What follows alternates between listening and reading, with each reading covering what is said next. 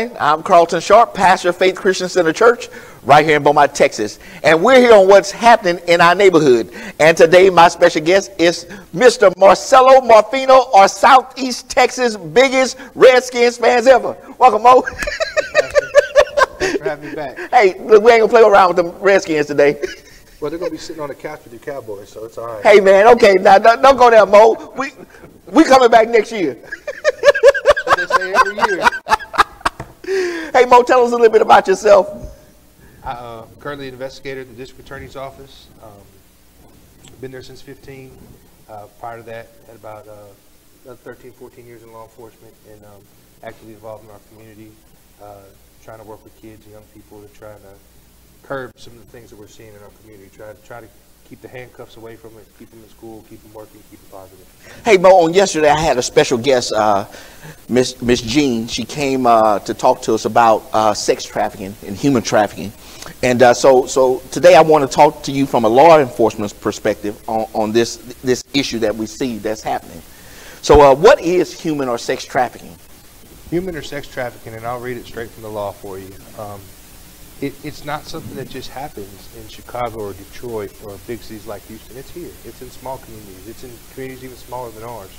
But I'll give you the definition and we can go into it. So this is in the Penal Code, trafficking of persons.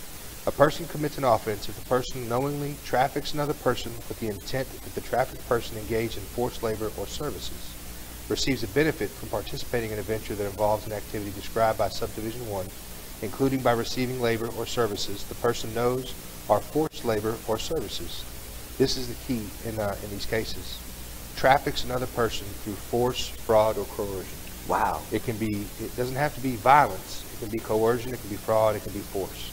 Causes the trafficked person to engage in conduct prohibited, and these are the conducts: prostitution, promotion of prostitution, aggravated promotion of prostitution, or compelling prostitution. So there's different laws and violations that if someone is forced to do them, then the trafficker is charged and culpable. Okay. Further, receives a benefit from participating in the venture that involves an active described by subdivision 3, or engages in sexual conduct with the person trafficked in the manner described in subdivision 3. Traffics a child with intent to traffic a child engaged in forced labor services. Receives a benefit from participating in a venture that involves an activity described in this subdivision, including by receiving labor or services the person knows are forced labor or services. Number 7 is traffics a child and by any means causes the trafficked child to engage or become the victim of conduct prohibited by, continuous sexual abuse of a young child or children, indecency with a child, sexual assault, aggravated sexual assault, prostitution, promotion of prostitution, aggravated promotion of prostitution, compelling prostitution, sexual performance by a child, employment harmful to children, possession or promotion of child pornography, and receives a benefit from participating in a venture that involves an activity described by subdivision 7. So Mo, that's a whole lot, but break it down to the common man. Okay, basically, in the past, somebody would see a lady, young or old, at a bus stop or a hotel. Oh, well, that's a prostitute. What they weren't realizing is some of these women, they have mental health issues. They have trauma issues. They have drug issues. And so these traffickers are going out there and they're preying on them. And so what law enforcement, and here locally, we'll talk about in just a minute, there's been a real push to make this a victim and trauma-informed response. So yes, someone may be horribly down on their luck and doing things that they wouldn't fathom, but when you start dealing with them in an individual basis and say, you know what, they've had mental health issues for 10 years that have been treated. Because of that, they fell under the system. Yeah. And then you go and find out who's forcing them through fraud, coercion, or force. Yeah. Then you build those cases. We have, on a state level, Janet Casper. She's the regional administrator for East Texas Child Sex Trafficking Team from the governor's office. They've been awesome. They've come in here, help us set up training, help us really get off the ground. Houston is a hub, unfortunately. And wow. They're close enough that we've reached out to them, got some help.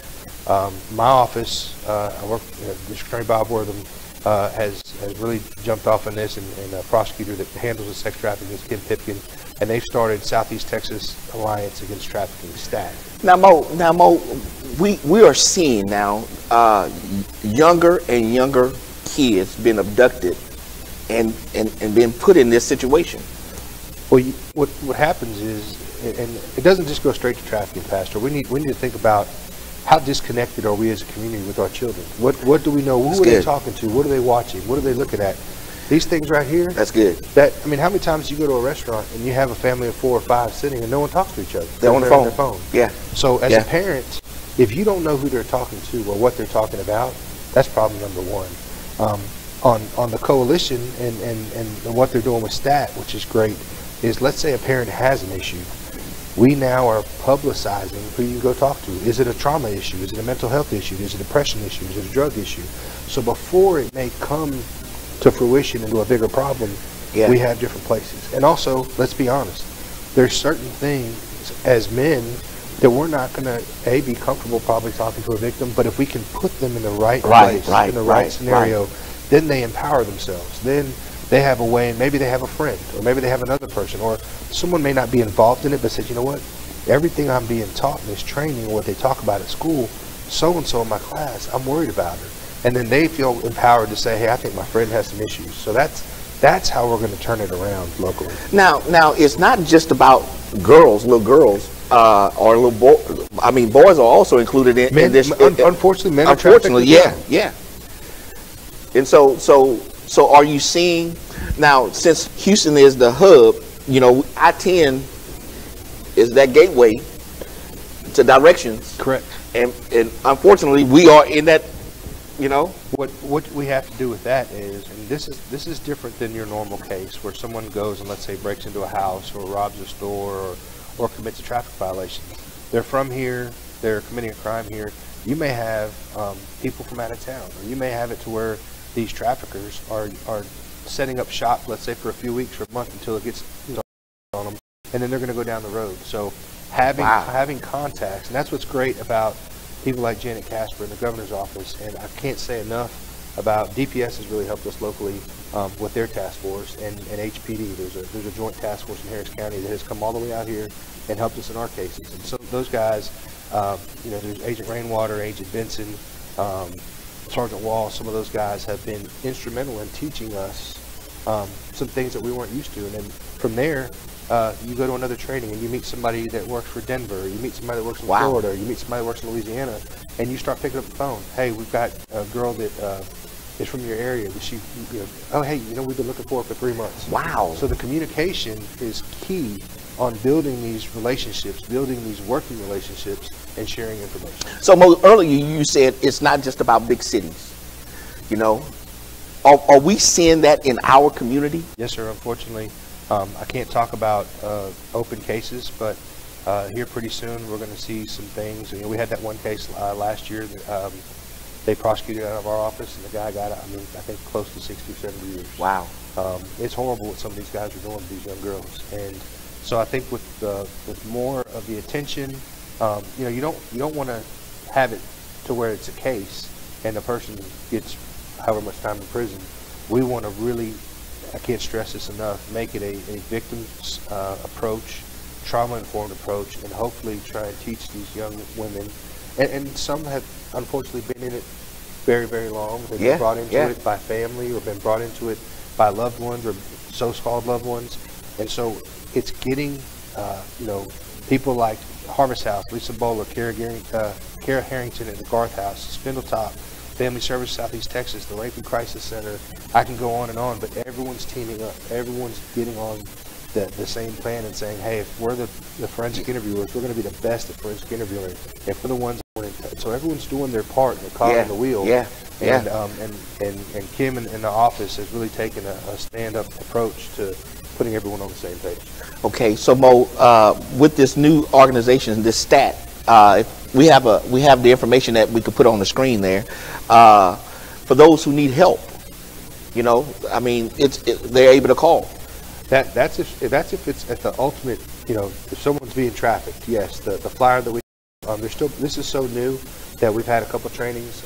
It's being put out, but my biggest thing, it's no different than if you're in a neighborhood and something doesn't look right. You've got a guy that's got 4 or 5 young girls in the car that you know don't belong there. Pick up the phone and call. A phone call. It's that simple, yeah. You know, as a business owner, if it's different if it's a camp counselor or a coach or someone coming in with a team, but if you see a guy with a group of girls and things just don't look right, pick up the phone and call. Yeah. You know, call the police, say, hey, something doesn't look right. And it's on them to come out and maybe look at the video or identify the vehicle, whatever it might be. But that's how things happen. And I can't talk on specifics our case, but other crimes occurred that opened our eyes to certain things. And then the collaboration with other agencies, other areas, and that's what we're here to do. And then on the backside, if it's not criminal, the education to coaches, to schools, to pastors, getting these kids comfortable to speaking with themselves. You know, because some of them, some are going to be the bullies or the ones that push it, and other ones are going to see it but not feel empowered to say something. And hopefully that's where some of this training. There's some training that the governor's office is putting together through DPS. And it's called the Man Kindness Project. That's coming out pretty soon. Awesome. I got to go to Austin, to the governor's office, and see a living testimony of what the gentleman from DPS that's done it with his guys and his people and his church and his group.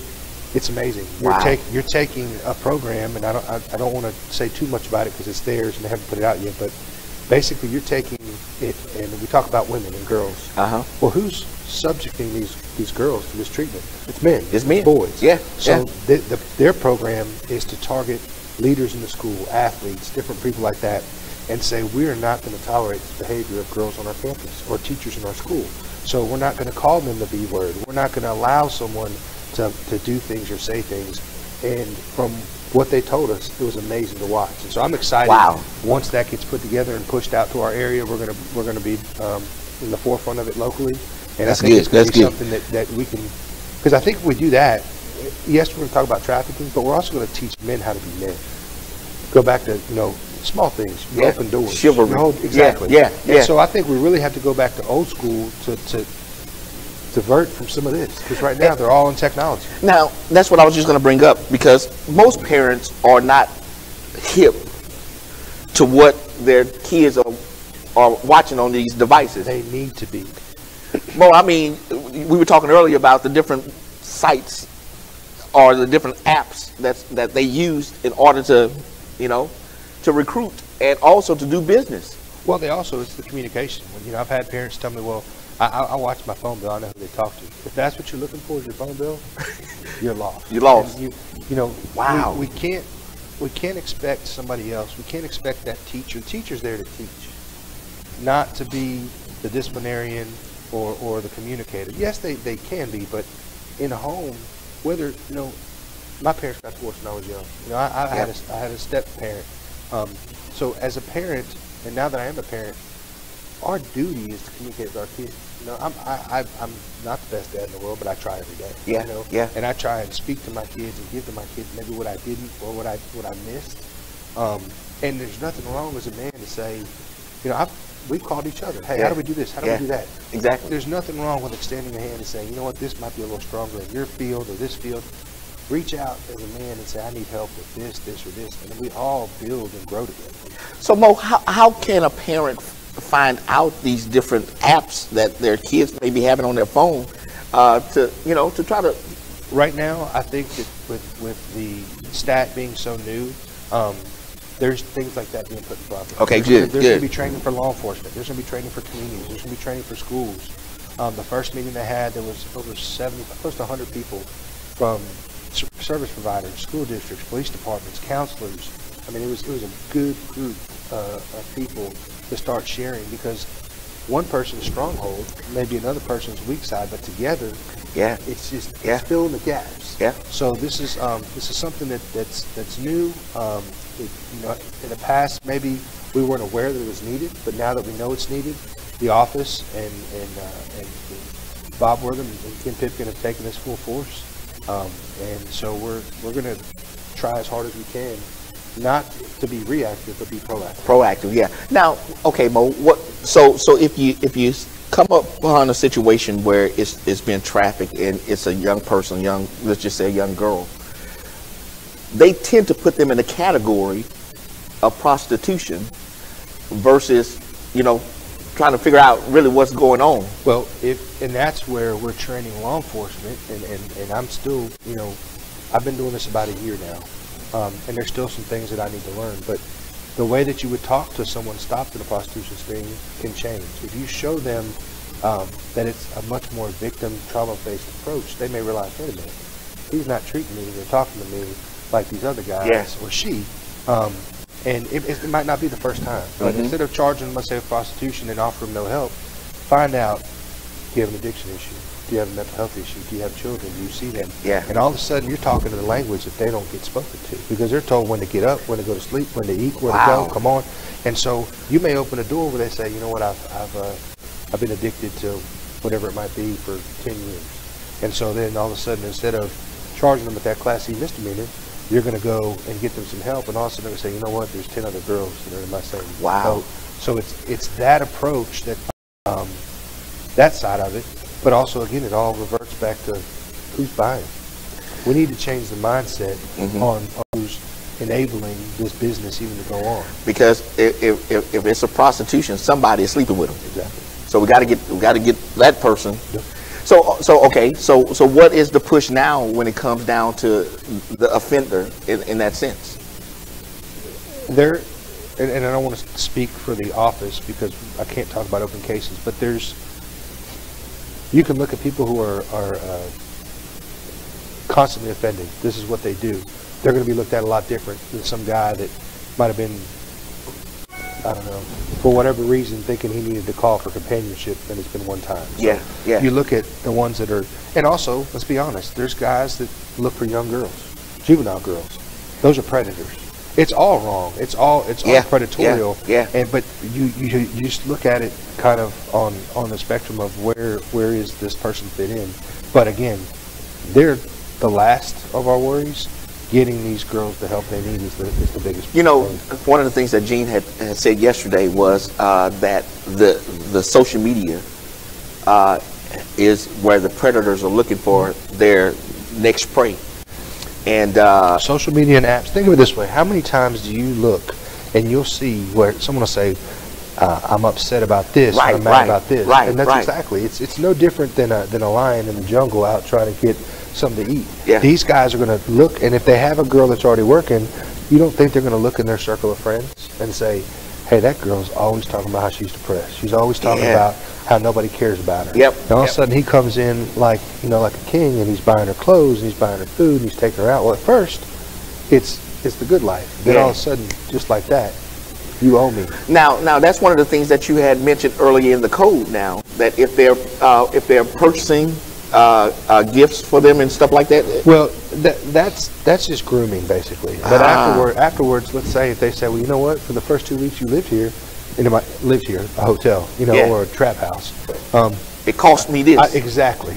Now you got to work it off. That's not. I mean, that's indentured servitude. That's not. And so also then you start throwing in maybe they've seen him get heavy-handed with somebody.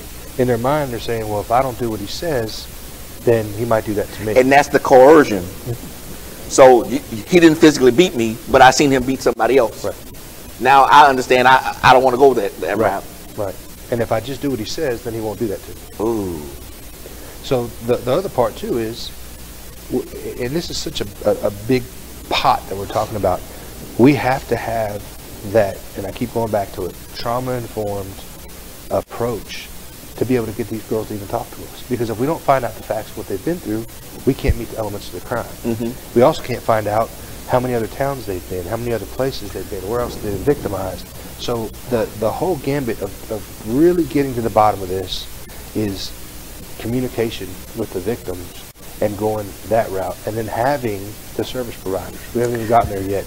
There's been times where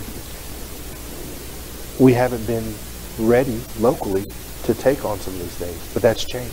Now, what's the house? Because one of the things she mentioned the other day was the Harvest House. The Harvest House, yeah. Lisa Bowler has been doing this for years, and she and her volunteers go out in the middle of the night when they're called, and they recover these girls. And wheels, because there isn't an answer. Well, now let's say if we need a facility to take them, now that's being worked on. If we need local, or we need maybe something out of town, because some of these girls, if they're from here, then maybe the safest place for them is not being here, because that trafficker is going to go look for them. So establishing those relationships, and really, the governor's office and the whole push and drive between this child sex trafficking team.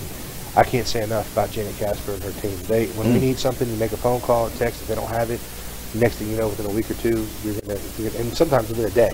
Yeah. You know, I had one young lady that was out of state, and we didn't have the contacts. I made a phone call within an hour. I had a contact in the state that she was in, of where she could go and at least talk to a counselor and get cleaned up and detox. So it's unfortunately a real problem. It's a local problem, and we just state and national. Yes, and so pretending like it's not here is not going to help us. It's just like any other crime. Yeah. But I can't say enough of the teamwork that I've seen come together in the last year or so locally, between law enforcement, service providers, local, out of state, out of city. But we're going in the right direction in Beaumont. People need to feel proud of the community should feel proud of what our leaders are doing when it comes to combating human sex trafficking. Hey, I think we have the Harvest House number that we could put on the screen. There it is right there. It's 409-790-0798. And we're going to have Lisa come on so she could really give us an in-depth look at the Harvest House and what kind of services they provide to the community. Kara Harrington is the contact at the Garth House. The Garth House, okay. They do forensic interviewing, and they're starting to get involved in trafficking as well. Then Spindletop has their family services, Southeast Texas. There's the Right Crisis Center. So all these entities are starting to work together. That's good. Because everybody can kind of be a piece of the puzzle. Yeah, yeah. And so, Mo, I want to thank you for coming on and talk about this subject matter. Even though you are a Redskins fan, even though you're a big Redskins fan, but no, seriously, parents, you need to really watch your children, talk to your children, you know, get into their lives so that you will know what's going on. And it's the predators are looking for those children who feel abandoned, who feel isolated, and so we want to make sure that we do what we can to get the information out to the public, especially in this area and other areas too. But right now, this is one of the things that is happening that we need to get control of.